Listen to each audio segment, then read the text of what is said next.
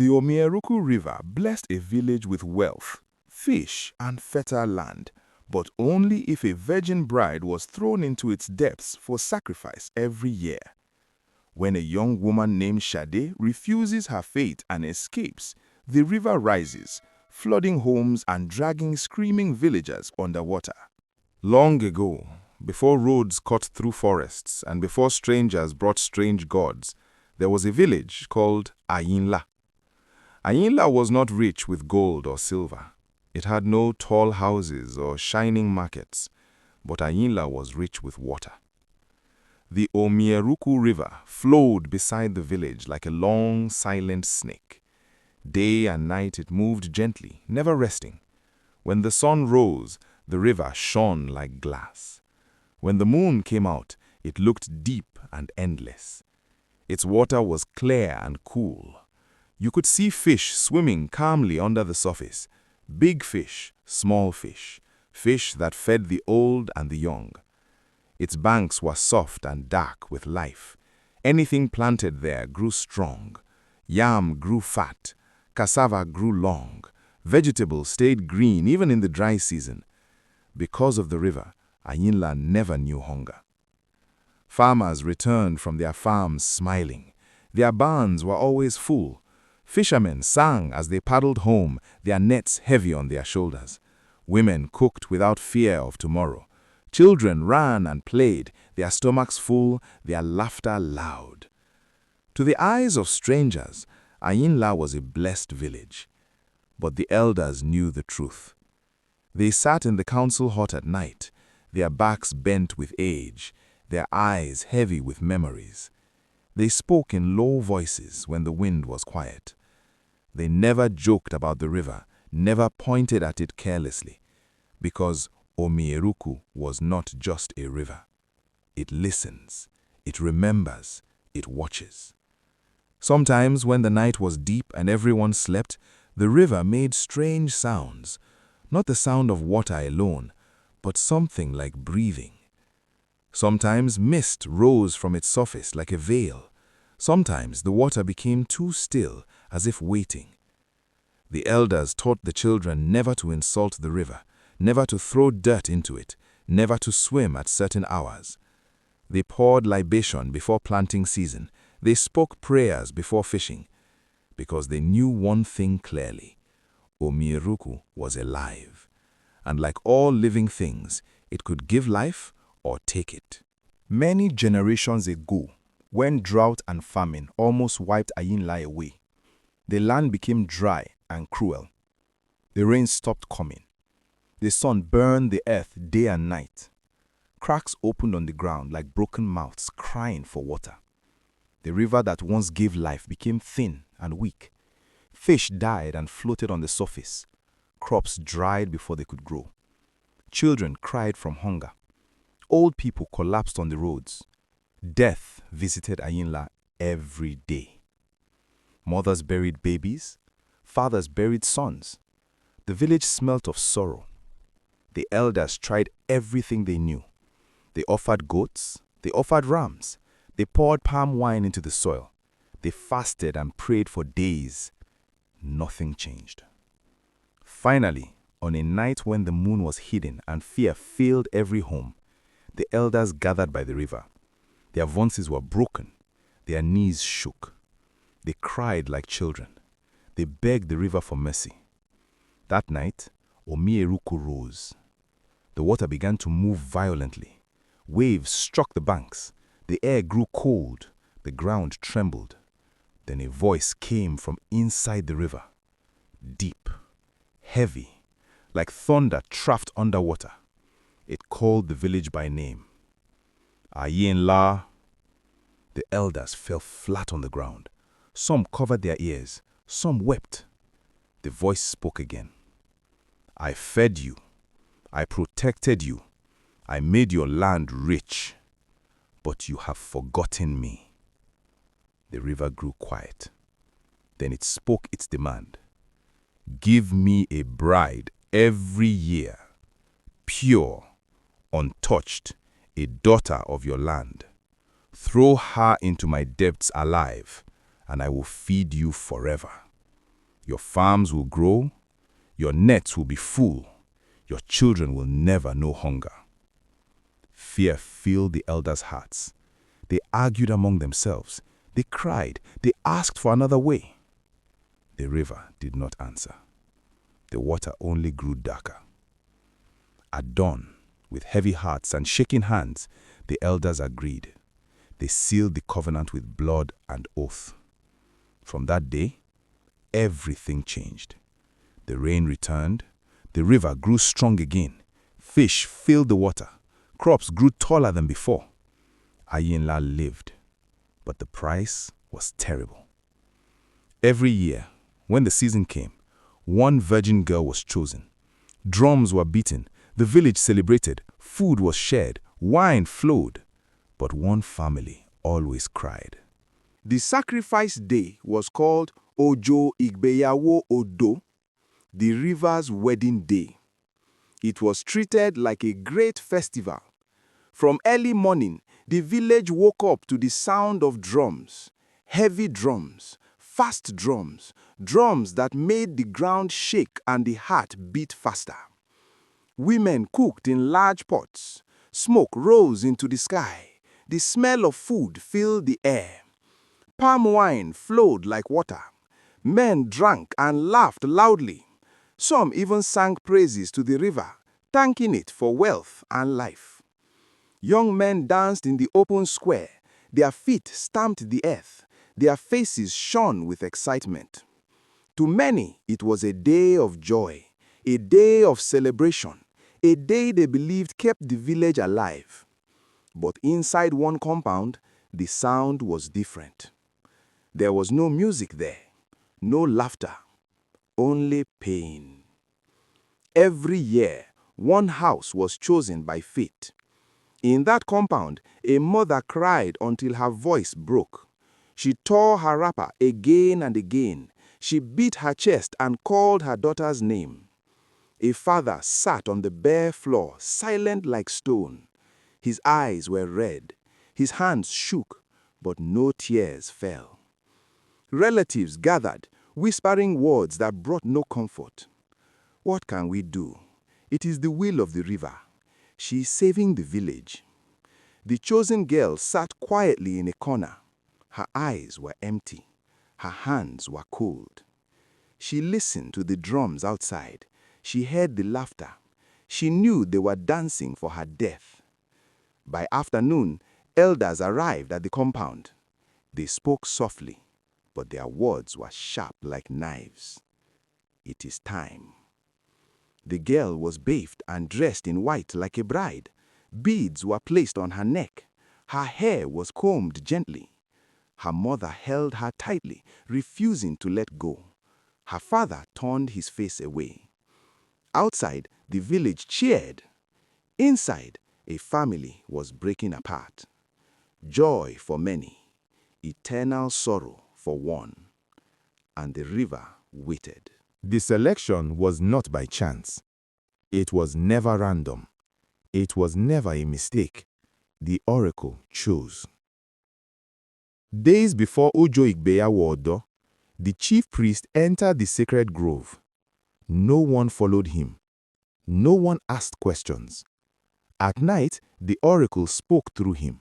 Names were revealed, family names, lineages known and feared. On the morning of selection, the whole village gathered in silence. No drums, no songs, only fear. The chief priest came out holding a small carved staff. His face was hard. His eyes showed no emotion. When he called the family name, time stopped. Once your family name was spoken, there was no escape. You could beg, you could cry, you could kneel. It changed nothing. Refusal meant death, not just for the girl, but sickness, madness, or sudden loss for the whole family. Running meant curse. Those who tried to flee were said to never know peace. Some went blind, some lost their minds, some disappeared without a trace. So most families obeyed. Many girls went quietly, their faces pale. Some cried loudly, calling their mothers. Some fainted and had to be carried. Friends turned their faces away. Young men who once loved them stayed silent. No one dared to fight the river. At the riverbank, the water always looked calm, too calm, as if it already knew the name of its bride. Each year, the girl entered the water. Each year, the river closed over her. None returned. Only the river flowed on, silent and full.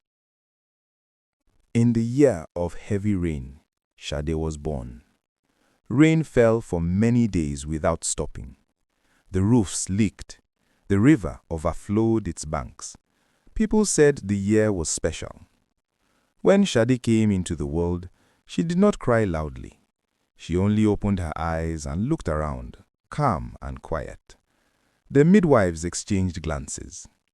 "She is different," one of them whispered. Shade grew into a beautiful child. Her beauty was gentle, not proud. Her voice was soft. She did not fight or shout like other children. She obeyed her parents. She helped her mother in the kitchen. She fetched water carefully, never splashing it. People liked her. Old women prayed for her. Young children followed her around. Even strangers smiled when they saw her. But her mother carried fear in her heart. Sometimes in the quiet of the night, her mother would sit beside her sleeping mat and watch her breathe. She would touch Shade's hair gently and whisper prayers with tears in her eyes. "May the river never see you. May your name never be called. May you grow old and happy." Each time Ojo Igbayowo door came, her mother locked the door and held Shade close. She refused to let her go near the river. She covered her ears when the drum started.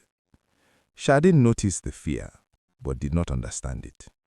She only knew that her mother trembled whenever the river's name was spoken. But the river sees everything. It sees births, it sees prayers, it sees fear, and it never forgets. 18 rainy seasons later, the time came again. The rains had just ended.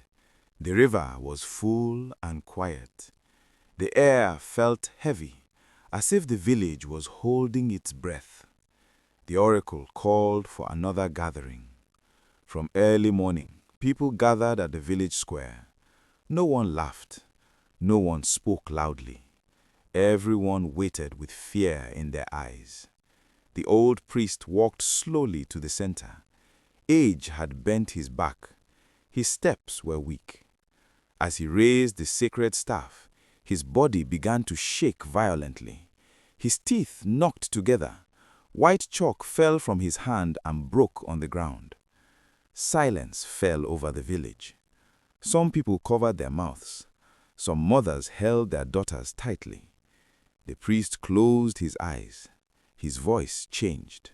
Then he spoke. "The river has chosen." He paused. The wind blew softly. "Shade, daughter of Morayo." The words fell like stones. The village gasped in one loud breath. Women cried out. Men stepped back. Morayo screamed. Her scream tore through the air. She ran forward, calling her daughter's name. Her legs failed her. She collapsed on the ground, beating the dust, crying like a wounded animal. "My child, my only child." People tried to hold her, but she pushed them away. Shade stood still. She did not cry. She did not run. Her face went pale. Her hands trembled slightly at her sides. Around her, everything spun. The people, the drums waiting to be beaten, the river calling softly in the distance. But she remained standing, silent, listening. That night, darkness covered Ayinla like a heavy cloth. In Morayo's compound, women gathered quietly. Their faces were sad. Their eyes avoided Shade's. Warm water mixed with bitter herbs was prepared. The smell filled the room. They bathed Shade slowly. Their hands were gentle, as if touching something already lost. Some women cried as they washed her arms and feet. After the bath, they dried her body and sat her down.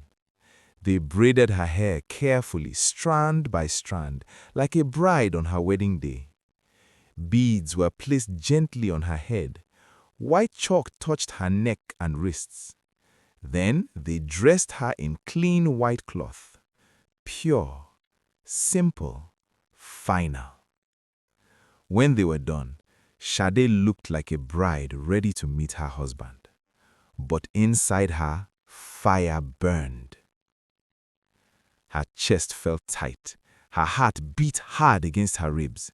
Fear turned into anger. Anger turned into pain.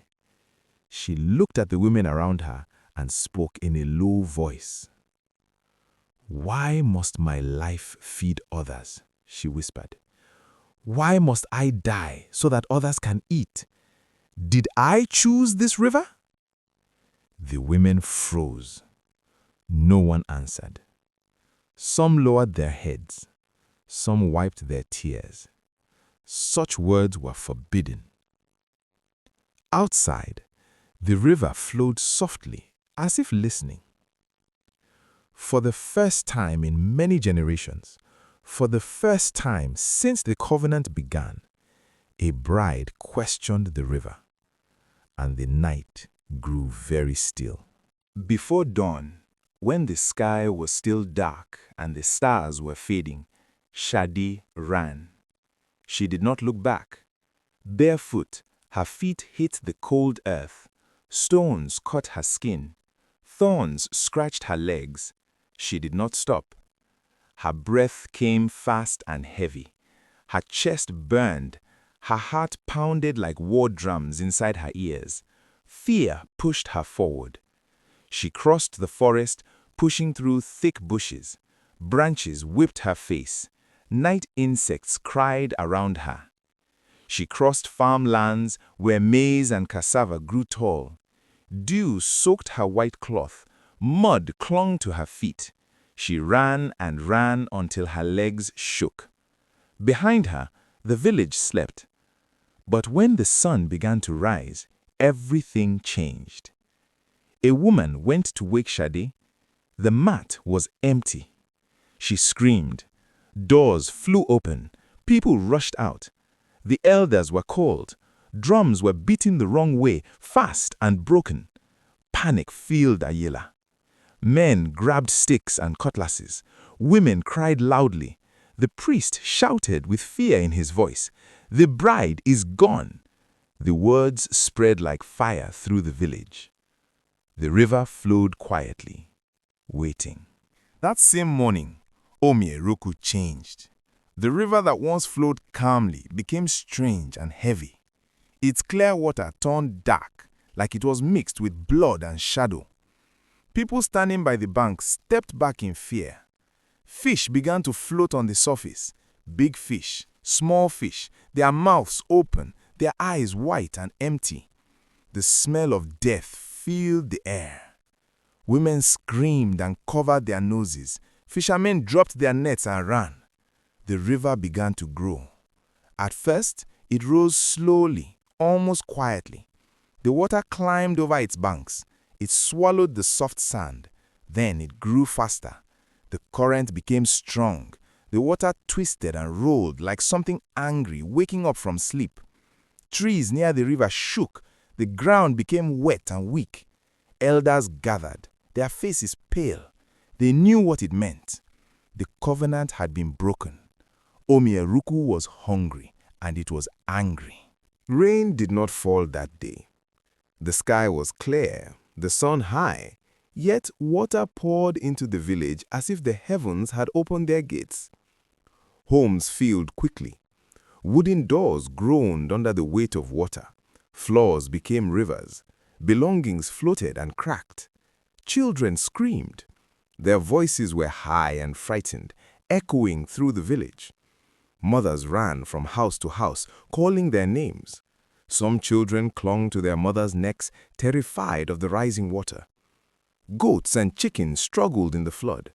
Some drowned quietly. Some were carried away by the rushing water. The river was everywhere. It spilled over farms, swallowing yams, cassava and maize. Fields that once fed the village were gone beneath mud and water. Villagers ran, trying to save what little remained. Omi-Eruku roared like a wounded beast. Its waves pounded the banks. It twisted trees like sticks. It struck rocks and mud with the sound of thunder.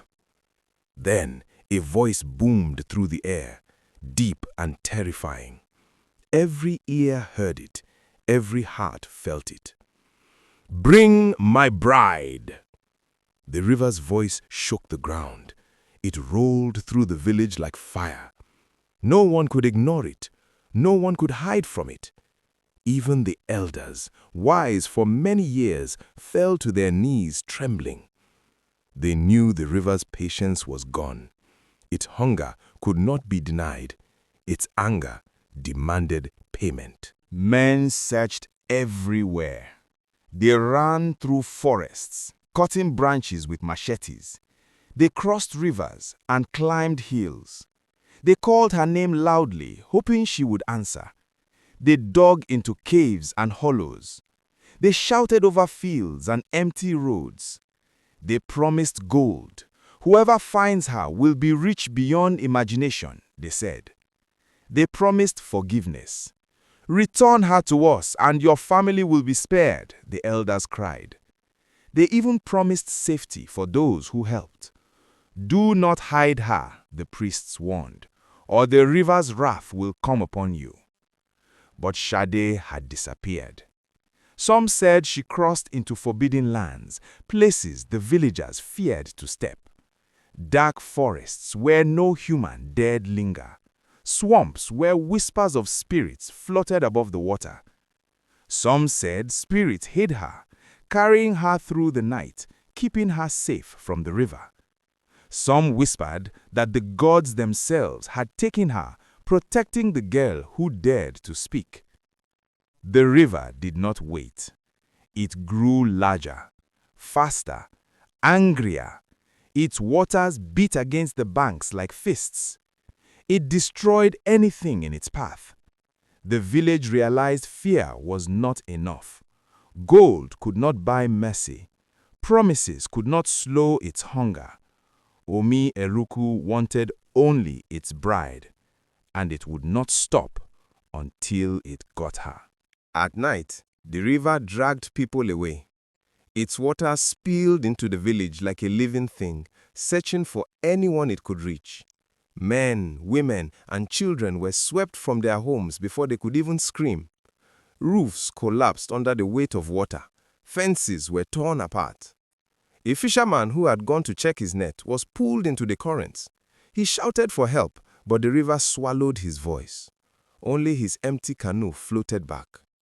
A little child slipped near the swollen banks. The water grabbed him instantly. He screamed, but the current was faster than fear. He disappeared in an instant. Screams echoed through the night. Mothers called their children. Fathers called their sons. But the river answered only with more waves, rising higher and faster. The village shook with terror. People huddled together, wet and shivering. No one dared move. The elders trembled. Their bones felt old and weak. They knew every story of the river, every warning, every life it had taken before. But seeing it themselves, they could not believe how fast it acted. One of the oldest spoke in a voice barely above a whisper. "The river, it does not forgive broken promises." Another added, shaking, "It does not wait, it does not sleep. It will take everything until it gets what it wants." The villagers realized then that fear had been their only protection before. Now, fear alone was not enough. The river's hunger had begun, and it would not stop. Under fear, the elders gathered once more. They met in the old council hut, its walls dark with smoke and age. The floor was cold under their feet. The air smelled of fear and damp wood. Outside, the river roared, as if listening to every word. The elders looked at each other. Their hands shook. Their eyes were wide. For the first time in many years, silence lasted longer than speech. Finally, one elder spoke. His voice was weak, trembling like a leaf in the wind. We must tell the truth," he said. Old secrets came out, names that had never been spoken aloud, stories of girls given to the river not because it demanded them, but because the elders had been afraid. They had obeyed without thinking. They had continued the sacrifice out of fear, not wisdom. Another elder spoke, voice cracking. Many of these sacrifices, they were not needed. The river could have been honored in other ways. But we chose the easy path. We chose the girl. Heads bowed. Tears ran down faces lined with age. They admitted that greed, fear, and tradition had guided them more than justice or understanding. But regret came too late. The river's anger had already begun. Homes were flooded. People were missing. Fear and death had arrived at their doors. No words could undo what had been done. No apology could bring the lost back. And the river waited, patient and merciless. The village lay in ruin. Mud-covered homes, broken fences, scattered belongings. Through the chaos, a figure appeared on the horizon. At first, the villagers could not believe their eyes. It was Shade. She was thin from days of running and hiding. Her white cloth was torn and soaked with mud. Her hair hung in messy strands over her face. Her skin was darkened by dirt and sun. Yet her eyes burned with courage. Her hands were clenched. Her shoulders were straight. She did not tremble. She walked calmly to the riverbank. The water lapped at her feet as if testing her. The wind howled, but she did not flinch. Then she shouted, her voice carrying across the roaring flood. "I am not your bride. You fed on our fear. You grew fat on our sorrow. I will not give myself to you." The water began to move in a way no one had ever seen before. It churned and twisted. It rose higher and higher from the riverbed. Foam and mud swirled together. The villagers gasped and stepped back. Even the elders trembled, leaning on each other for support. Then the water took shape. A tall, terrible woman stood before them, made entirely of dark, flowing river water. Her eyes were deep and black like the river's depths. Her hair was long and wild, moving like waves in a storm. Her arms stretched wide, as if she could reach every corner of the village at once. Her voice came like thunder, rolling over the hills and valleys, shaking the land itself. "You promised," she said, her voice echoing in every home, every heart. "You promised the river would be honored, and you failed." The villagers fell to their knees. They held their heads, knowing that every secret, every lie, every broken oath had led to this moment.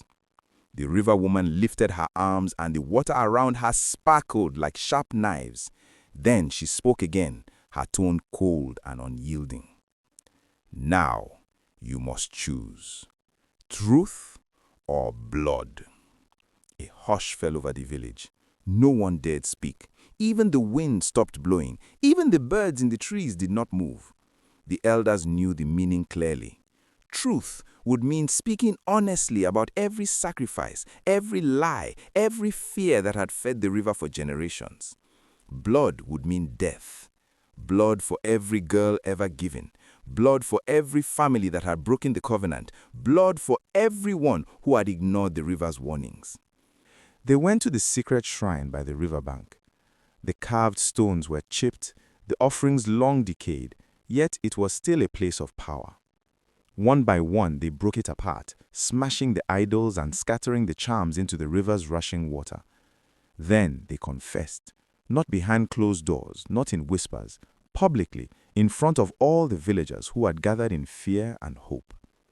They admitted every wrong, every unnecessary sacrifice, every lie told in the name of tradition, every fear that had allowed the river to feed their daughters for generations. Their voices shook, and some could not speak without crying. "Forgive us, river," one elder begged. "We were weak. We were afraid. We chose wrong. We will never again trade lives for comfort." They swore the oath in the open air, their hands raised, their hearts bare. "No more blood, no more daughters, no more silence.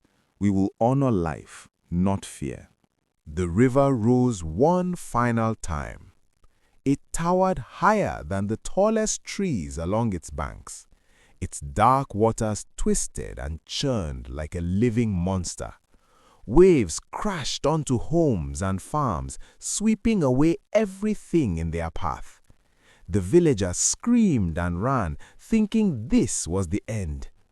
Even the elders, who had survived many floods and horrors, felt their knees buckle with fear. They fell to the ground, clutching each other, crying out for mercy.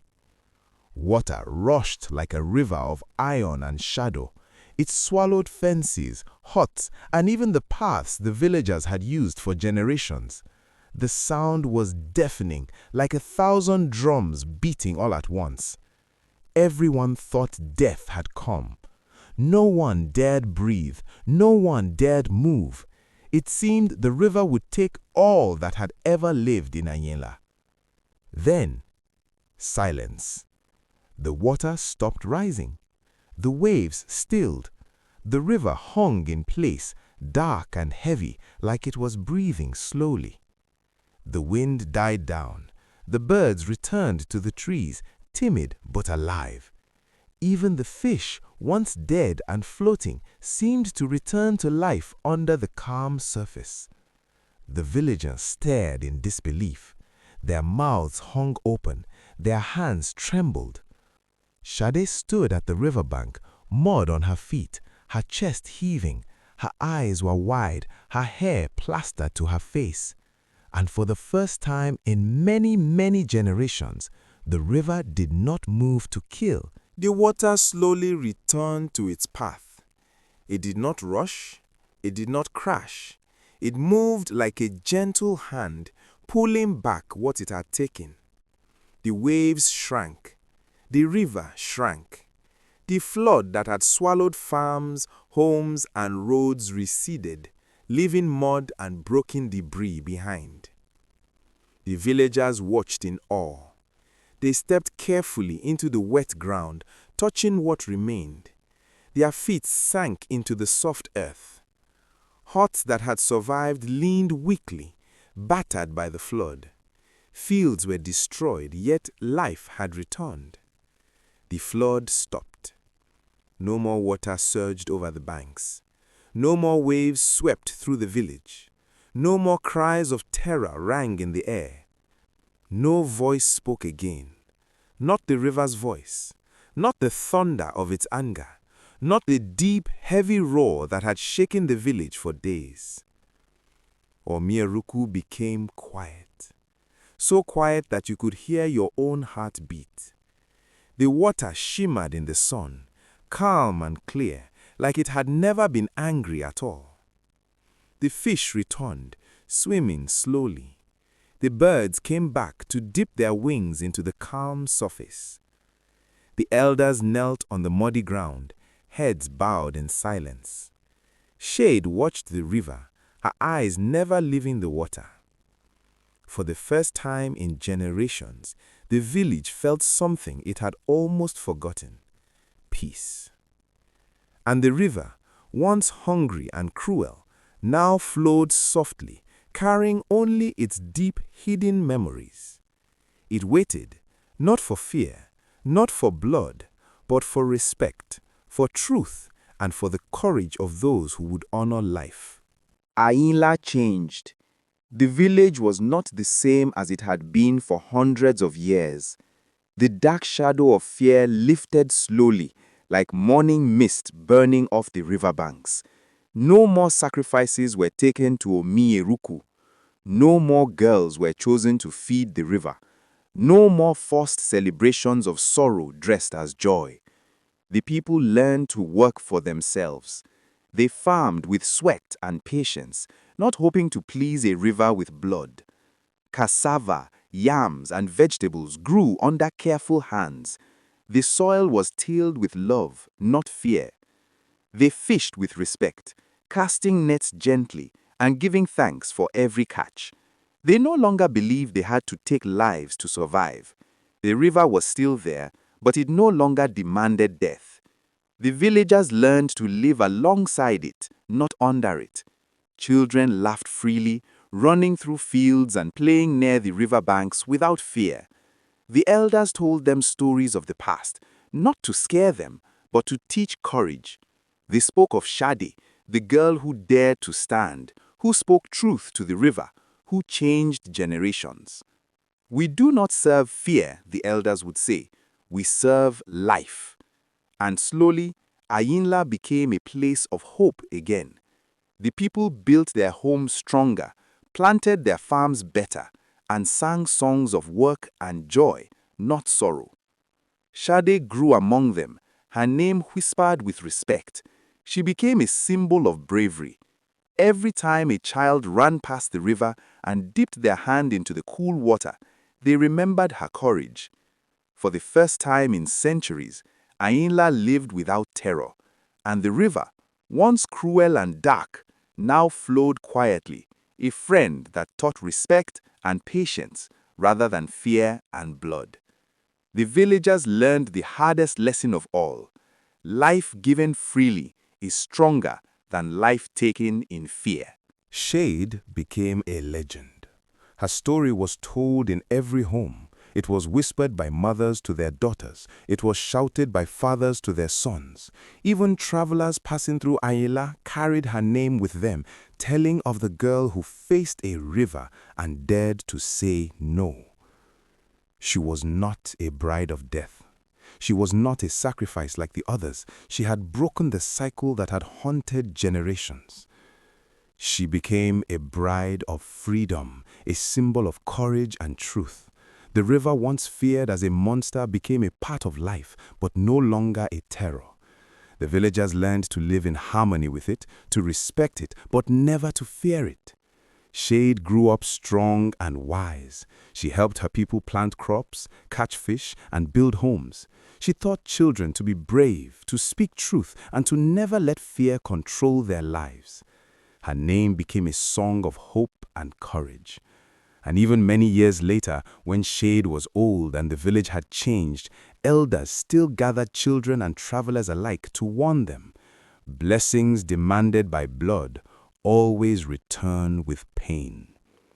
No one ever forgot Shade, the girl who faced the river and the fear of generations and who changed the fate of an entire village. And so, Ayinla thrived, not because of fear, not because of sacrifice, but because one brave heart chose courage over death. The river flowed quietly, the village lived freely, and Shade's legend lived forever.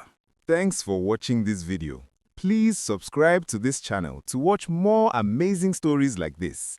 Share, like, and drop your comment below.